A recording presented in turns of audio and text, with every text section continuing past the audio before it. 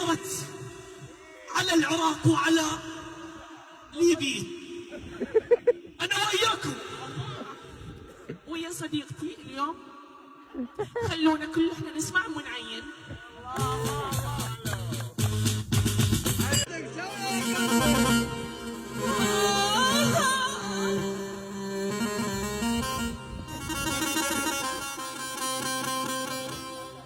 ولك جينا نفرفح بالاردان وننشد على بيوت الاحنان.